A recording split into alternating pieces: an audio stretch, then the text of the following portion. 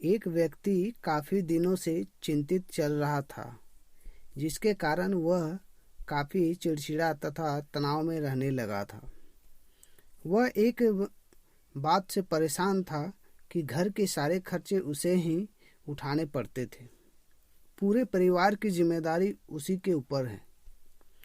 किसी न किसी रिश्तेदार या उसके यहाँ आना जाना लगा ही रहता।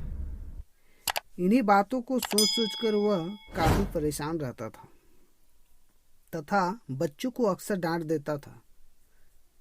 अपनी पत्नी से भी ज्यादातर उसका भी किसी न किसी बात पर झगड़ा चलता रहता था। एक दिन उसका बेटा उसके पास आया और बोला, पिताजी, मेरा स्कूल का होमवर्क करा दीजिए। वह व्यक्ति पहले से ही तनाव में था, तो उसने बेटे को डांट कर भगा दिया। लेकिन जब थोड़ी देर बाद उसका गुस्सा शांत हुआ तो वह बेटे के पास गया तो देखा कि बेटा सोया हुआ है और उसके हाथ में उसके होमवर्क की कॉपी है।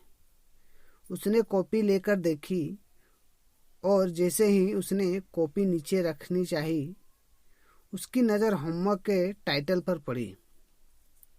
होमवर्क का टाइटल था, वे चीज़ें जो हमें शुरू में अच्छी नहीं लगती लेकिन बाद में वे अच्छी ही होती है। इस टाइटल पर बच्चे को एक पैराग्राफ लिखना था जो उसने लिख लिया था। उत्सुकता वश उसने बच्चे का लिखना पढ़ना शुरू किया। बच्चे ने लिखा था, मैं अपने फाइनल एग्ज़ाम को बहुत धन्यवाद देता हूँ, क्योंकि शुरू में ये तो बिल्कुल अच्छे नहीं लगते लेकिन इनके बाद स्कूल की छुट्टियां पड़ जाती है। मैं खराब स्वाद वाली कड़वी दवाइयों को बहुत धन्यवाद देता हूँ, क्योंकि शुरू में तो ये कड़वी लगती है लेकिन ये मुझे बीमारी से ठीक करती है।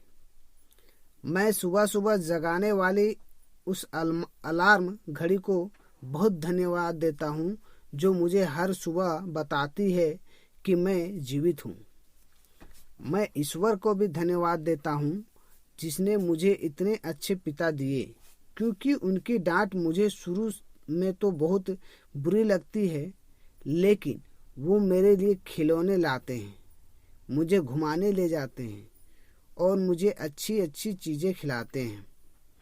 और मुझे इस बात की खुशी है कि मेरे पास पिता है, क्योंकि मेरे दोस्त सोहन के पिता नहीं है।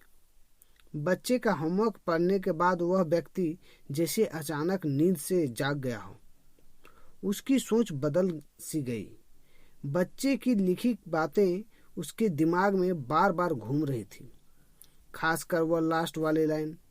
उसकी नींद उड़ गई। फिर वह व्यक्ति थोड़ा शांत होकर बैठा और उसने अपनी परेशानियों के बारे में सोचना शुरू किया। मुझे घर के सारे खर्चे उठाने पड़ते हैं। इसका मतलब है कि मेरे पास घर है और ईश्वर की कृपा से मैं उन लोगों से बेहतर स्थिति में हूँ जिनके पास घर नहीं है। मुझे पूरे परिवार की जिम्मेदारी उठानी पड़ती है। इसका मतलब है कि मेरा परिवार है, बीवी है, बच्चे हैं और ईश्वर की कृपा से मैं उन लोगों से ज़्यादा खुशनसीब हूँ जिनके पास परिवार नहीं है और वो दुनिया में बिल्कुल अकेले हैं। मेरे यहाँ कोई ना कोई मित्र या रिश्तेदार आता जाता रहता है। इसका मतलब है कि मेरी एक सामाजिक हैसियत है और मेरे पास मेरे सुख दुख में साथ देने वाले लोग हैं। मेरे भगवान, तेरा बहुत बहुत शुक्रिया। मुझे माफ़ करना, मैं तेरी कृपा को पहचान नहीं पाया। इसके बाद उसकी सोच एकदम से बदल गई। उसकी सारी परेशानियां, सारी चिंता एकदम से जैसे खत्म सी हो गई। वह एकदम से बदल सा गया। वह भागकर अपने बेटे के पास गया और सोते हुए बेटे को गोद में उठाकर उसके माथे को चूमने लगा और अपने बेटे को तथा ईश्वर को धन्यवाद देने लगा। हमारे सामने जो भी परेशानियां हैं, हम जब तक उनको नकारात्मक जरिए से देखते रहेंगे तब तक हम परेशानियों से घिरे रहेंगे। लेकिन जैसे ही हम उन्हीं चीज़ों को, उन्हीं परिस्थितियों को सकारात्मक नज़रिए से देखेंगे, हमारी सोच एकदम से बदल जाएगी। हमारी सारी चिंताएं, सारी परेशानियां, सारे तनाव एकदम से ख़त्म हो जाएंगे और हमें मुश्किलों से निकलने के लिए नए नए रास्ते दिखाई देने लगेंगे।